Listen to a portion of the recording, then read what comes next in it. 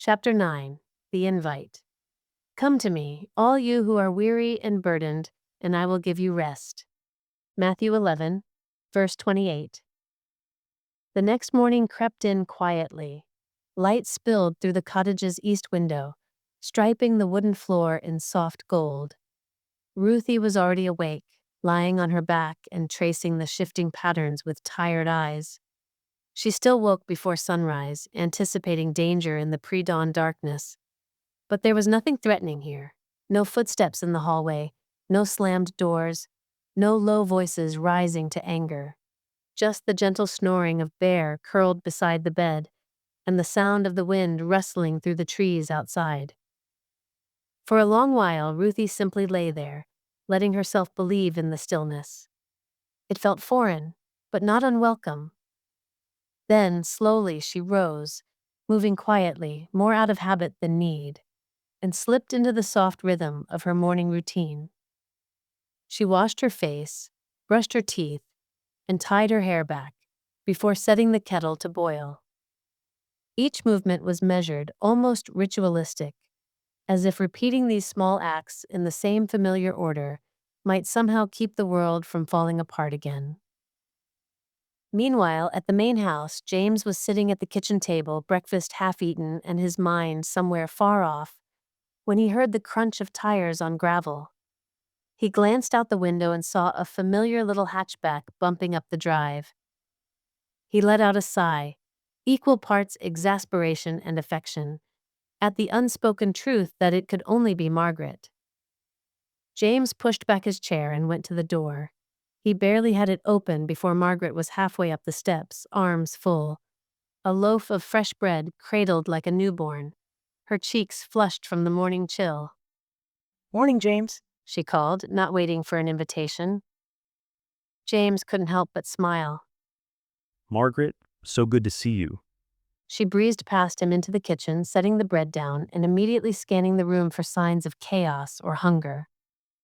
"Neil and I heard about your trip to the city with Ruthie, and Naomi filled me in, of course." She paused, fixing James with a look equal parts worry and warmth. "We've all been concerned, for both of you." James leaned against the counter, rubbing the back of his neck. It didn't go well. I honestly don't know what to do next. Ruthie's lost nearly everything, and I'm just He stopped, struggling for words. trying not to make it worse. Margaret softened, her face kind. "You're doing more than you realize, love. Sometimes, just being there matters more than fixing anything." She sliced the bread, the sound crisp in the quiet kitchen. "Maybe another trip into town would help. Let her see there's life beyond what she's lost. And James, Margaret hesitated, then continued gently.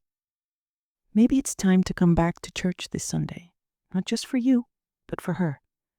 There's healing in being with family, even the family we choose." James glanced away, conflicted. He missed his church community, missed the fellowship and feeling of belonging. But he wasn't sure Ruthie was ready to be asked. He didn't want to push her, not when she was still so raw. Margaret pressed the loaf into his hands. "Think about it.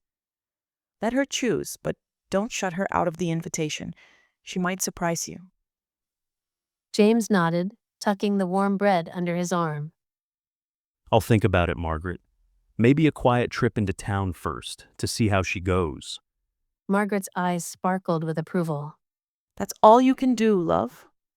Be gentle with her and with yourself."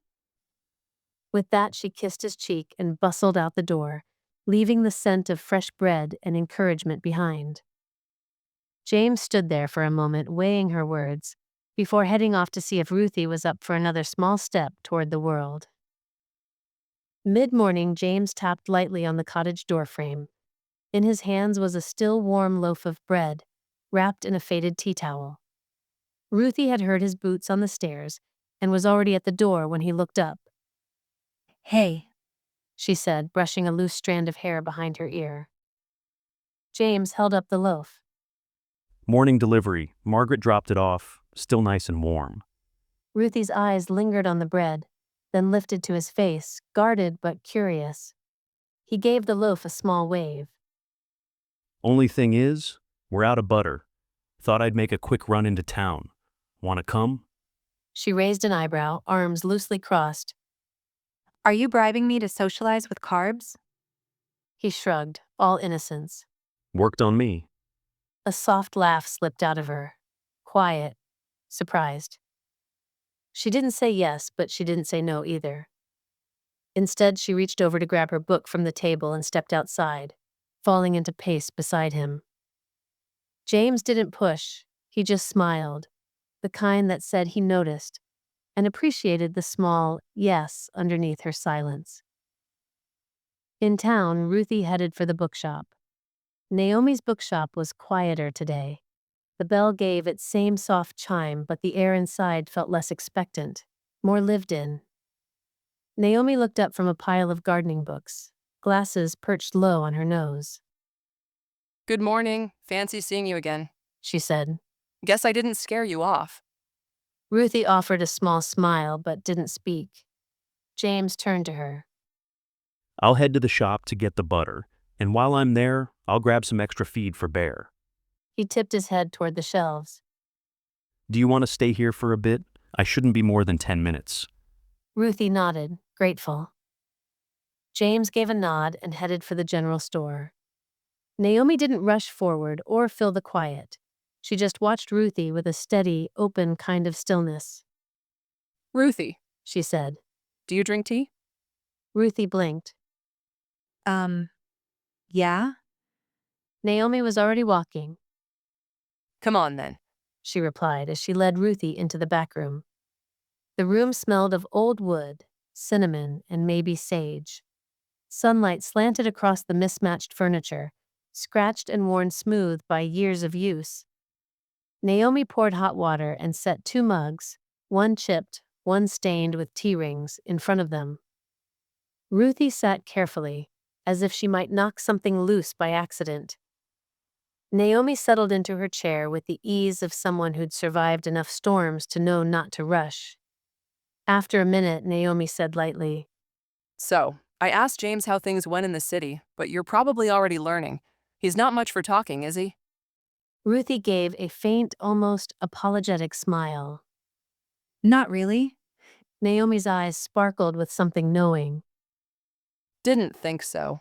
Man's got a heart the size of a barn, but you need a crowbar to get more than 3 words out of him sometimes. Ruthie wrapped her hands around her mug. The warmth steadied her a little. It was hard. She admitted. She hesitated, picking at the rim of the mug. When we got there, all my things, my ex had burned them. Everything that was mine, gone. I didn't expect it to hurt so much, even after everything else. Naomi's expression softened, her own mug pausing midair. That's a cruel loss, losing what's yours. I'm sorry, love. Ruthie's eyes stayed down. It felt like watching the last of my life go up in smoke. Like I had nothing left to prove I ever existed. Naomi didn't offer quick comfort, just let Ruthie's words settle in the quiet. Ruthie, I'm so sorry you're walking through this. Truly. None of it is fair, and you never deserved the pain that's been dropped at your feet. But I need you to hear me. This isn't the end of your story. I know everything feels heavy and tangled right now, like it might never get better. But you are not alone. And your ex? He doesn't get to hold the pen anymore. He doesn't get to decide who you are or where your life goes from here.